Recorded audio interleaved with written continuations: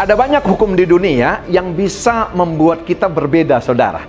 Katakanlah ada hukum adat, ada hukum suku, ada hukum etna, ada suku bangsa, dan yang lainnya. Ternyata saudaraku yang kasih, hukum Taurat pun, saudara, itu bisa membuat perbedaan di antara sesama manusia. Tapi kabar baiknya hari ini ada satu hukum, yaitu hukum Kristus yang membuat identitas kita bisa satu.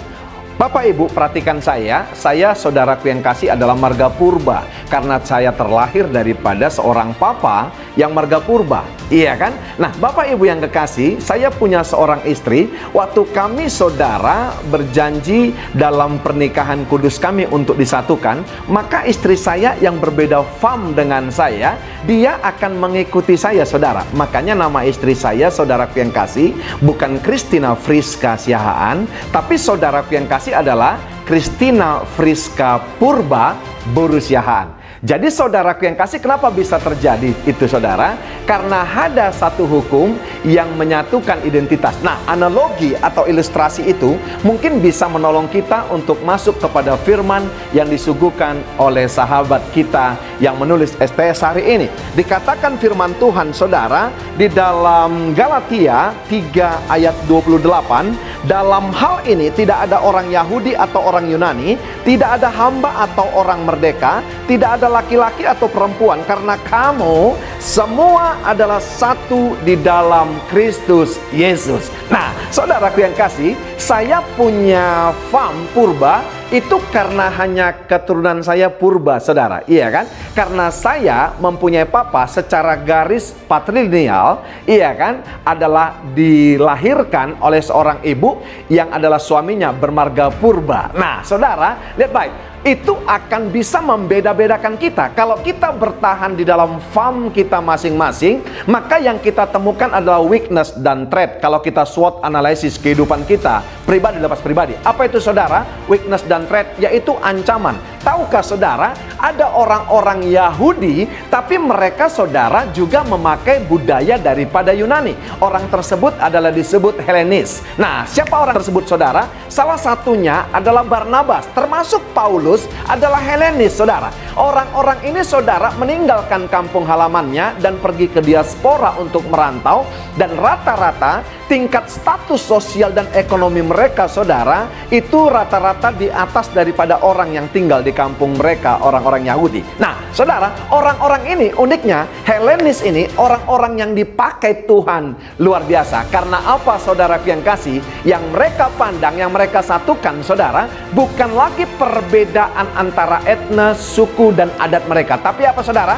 Yaitu mereka satu identitas, yaitu di dalam Kristus. Nah, yang mau saya sampaikan kepada kita hari ini, suku, bangsa, saudara yang kasih, adat, boleh saudara yang kekasih membuat kita berbeda. Tapi saya mau berkata, paling tidak ada 4 hal, saudara yang kekasih, yang menyatakan, yang mendeklar kepada dunia bahwa kita, saudara dan saya, adalah satu identitas. Yang pertama, saudara, ayat 27-nya berkata begini, karena kamu semua yang dibaptis dalam Kristus telah mengenakan Kristus. Jadi ciri orang yang pertama, yang satu identitas, saudara, bukan lagi membawa fam atau marganya atau asal usulnya dan adat dan saudara etnanya. Tapi apa, saudara? Yang itu mengenakan Kristus dalam hidupnya. Orang lain akan melihat bahwa kita satu identitas. Yang kedua apa, saudara? Ayat 28 berkata begini, dalam hal ini tidak ada orang Yahudi atau orang Yunani, tidak ada hamba atau orang merdeka,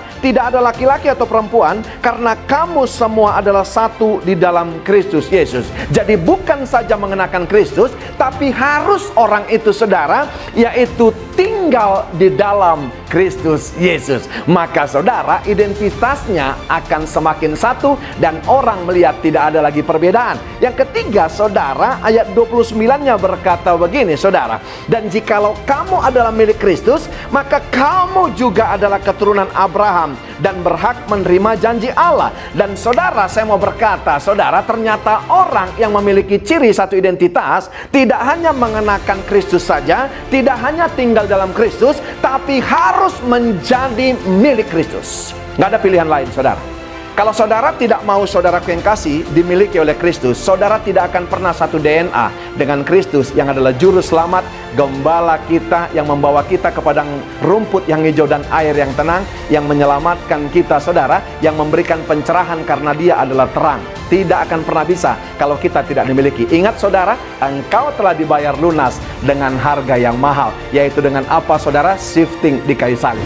Nah, yang keempat, saya mau berkata kepada saudara, kita bukan hanya mengenakan Kristus, kita bukan hanya tinggal dalam Kristus, kita bukan hanya menjadi milik Kristus, tapi ini tidak kalah pentingnya saudaraku yang kasih, harus mau. Apa itu saudaraku yang kekasih?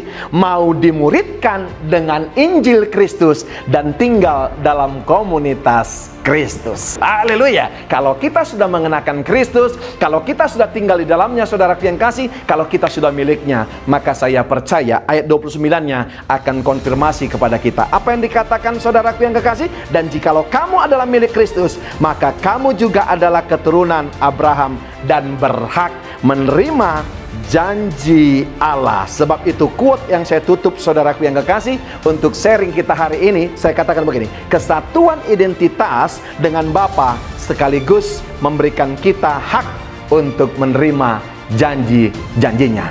Selamat untuk kita menjadi orang-orang yang dahsyat dan luar biasa.